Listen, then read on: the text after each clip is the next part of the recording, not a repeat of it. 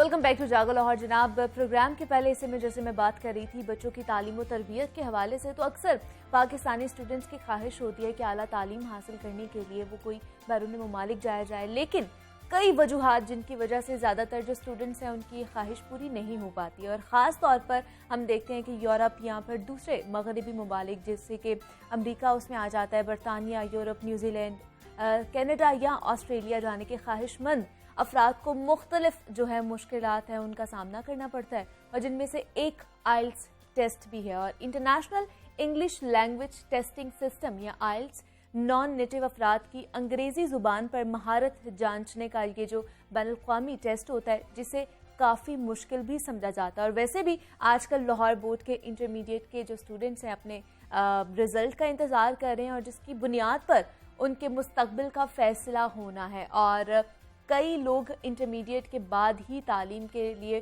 بیرون ممالک جانے کے خواہش مند ہوتے ہیں, اور جس کے لیے آئلٹس کا جو ٹیسٹ ہے وہ ریکوائرڈ ہوتا ہے. تو یہ ٹیسٹ ہے کیا, کیوں لیا جاتا ہے, اور اسے کیسے ہم پاس کر سکتے ہیں, اس کے لیے کیا کیا تیاری کرنی پڑتی ہے, اس پر آج ہم بات کریں گے. اس وقت ہمارے ساتھ موجود ہیں مجتبیٰ سلیم ہیں, ایجوکیشن کاؤنسلر ہیں, اور ان کے ساتھ موجود ہیں باسط احمد ہیں, لینگویج ایکسپرٹ ہیں.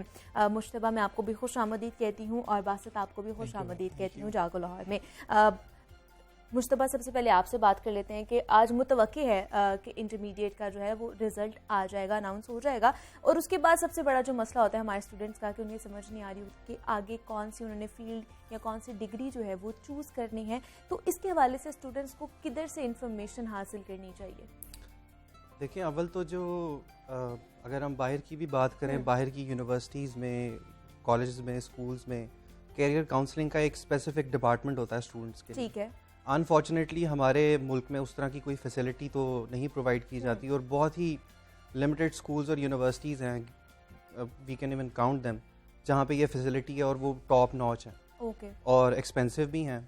تو ہمارے اسٹوڈنٹس کو نا اپنے کریئر کا تعین کرنے کے لیے بجائے اس کے کہ وہ اپنے پیرنٹس یا اپنی فیملی میں دیکھیں کہ کس کا بیٹا کیا کر رہا ہے یا کون سا کزن کہاں پہ ہے, ان کو خود سوچنا چاہیے. اور ٹو بگن ود, یہ پیرنٹس کی اٹموسٹ رسپانسبلٹی ہے کہ وہ اپنے بچوں کو یا ان کے اوپر امپوز نہ کریں کہ وہ کون سا کریئر چوز کریں.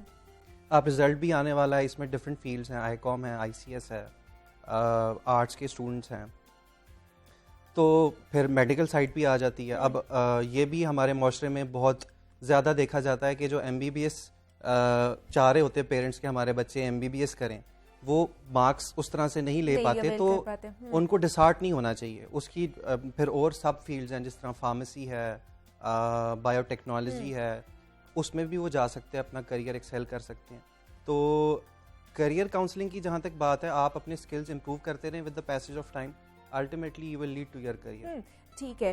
باسط, جیسے مجتبیٰ نے بھی بات کی ہے کہ ہم ایک چیز پر اسٹک کیوں ہو جاتے ہیں, اس کے بارے میں مجھے بتائے گا. مطلب اگر کوئی میڈیکل کر رہا ہے یا کوئی ایم بی اے کر رہا ہے تو ہم بھی اس دوڑ میں شامل ہو جاتے ہیں, ہمارے ارد گرد کوئی انجینئرنگ کر رہا ہے تو ہم بھی اس کے پیچھے پڑ جاتے ہیں. تو یہ مائنڈ سیٹ چینج کرنا اور اس کو ختم کرنا کتنا ضروری ہے؟ دیکھیے, مائنڈ سیٹ جو چینج کرنے والی بات ہے وہ آئی تھنک اتنا جلدی نہیں ہوگا. ٹھیک ہے. جس طرح مجتبیٰ صاحب نے ابھی یہ بات بتائی ہے کہ جی ڈفرینٹ اسکولس میں کریئر کاؤنسلنگ ڈپارٹمنٹس ہیں, ٹھیک ہے, اور وہ بہت کم ہے. تو یہ بیسیکلی ایک بہت امپورٹنٹ پارٹ ہے اس اسکول کا جو اس اسکول کو پرووائڈ کرنا چاہیے.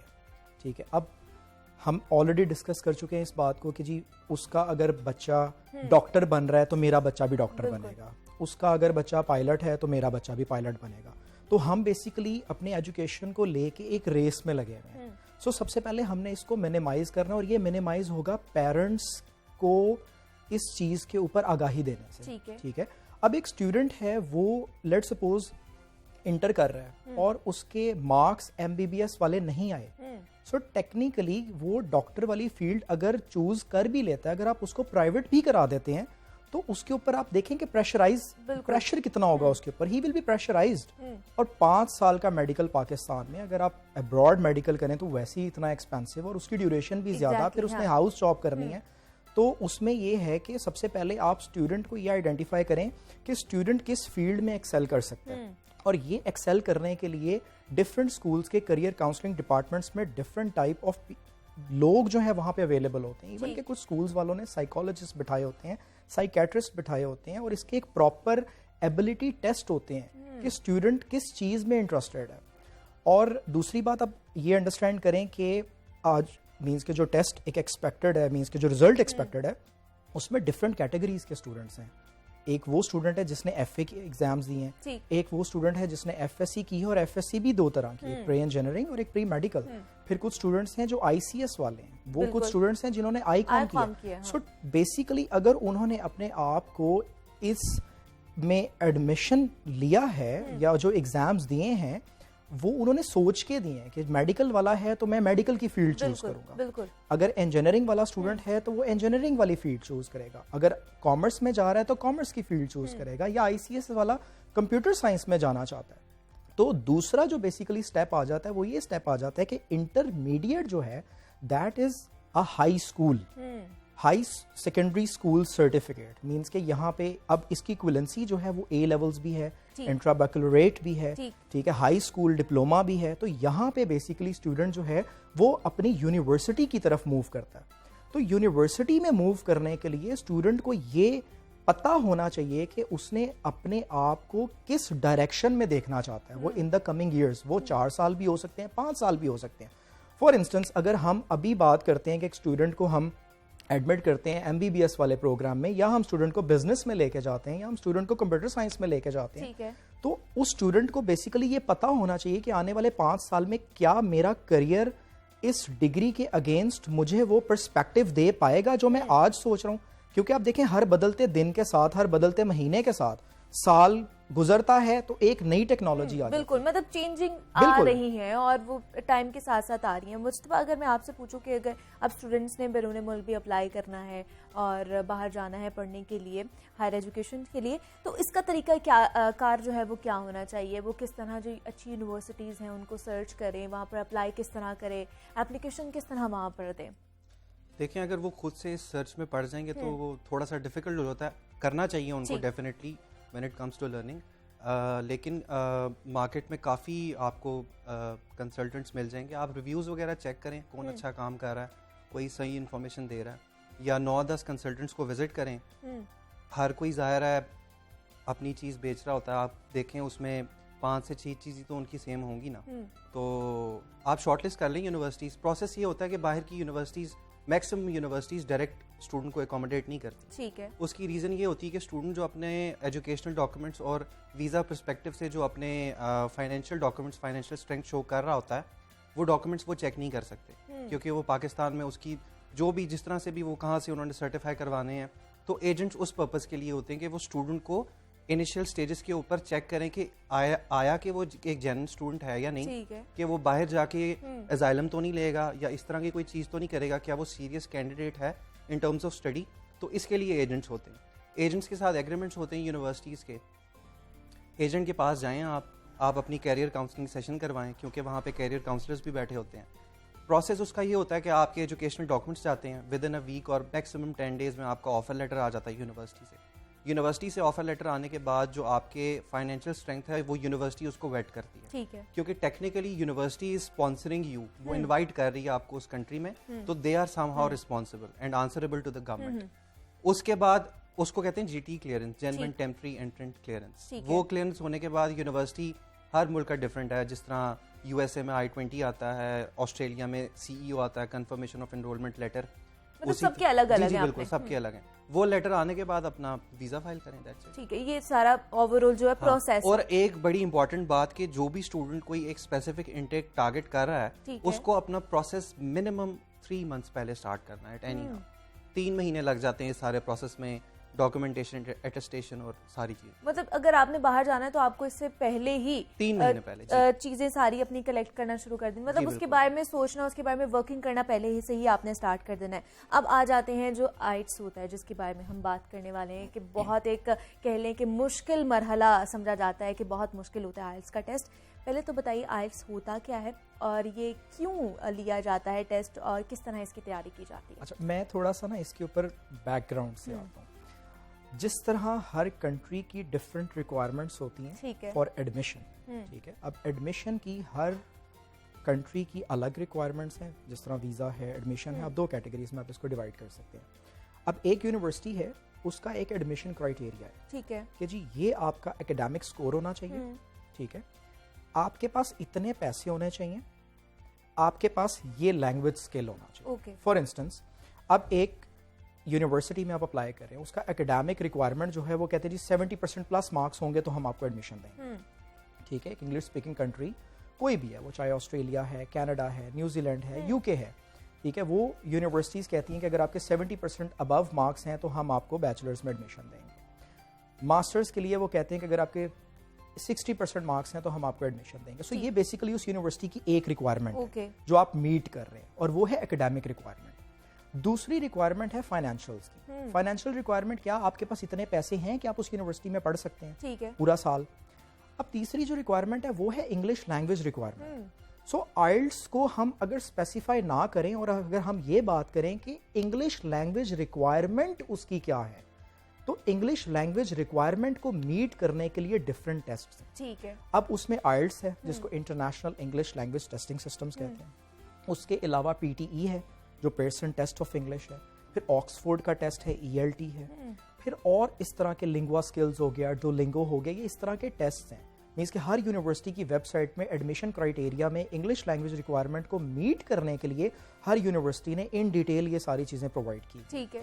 اب ہمارا مسئلہ یہ ہے کہ ہمارا ڈائلما یہ ہے, کیونکہ ہم لوگ اس ایجوکیشن بیک گراؤنڈ سے انفارچونیٹلی نہیں آتے, اس وجہ سے ہماری انگلش کی وہ والی ایک بیس جو ہوتی ہے وہ اسٹرانگ نہیں ہوتی, جس کی وجہ سے اسٹوڈنٹس کو یہ فیل ہوتا ہے کہ جو آئلٹس کا ٹیسٹ ہے وہ بہت مشکل ہے, ٹھیک ہے. تو وہ اس وجہ سے ایک ریزن ہے کہ آئلٹس کا ٹیسٹ مشکل لگتا ہے, حالانکہ وہ مشکل نہیں ہے. اس کی وجہ یہ ہے کہ آئلٹس آپ کو انگلش, مطلب عموماً کیا اسٹوڈنٹ جو ہے وہ غلطیاں کرتے ہیں آئلٹس میں کہ ان کا پیپر جو ہے وہ پاس نہیں ہوتا, غلطی مطلب ایک پہ دوسرا, دوسرے پہ تیسرا, مطلب کافی دفعہ وہ رہ جاتے ہیں.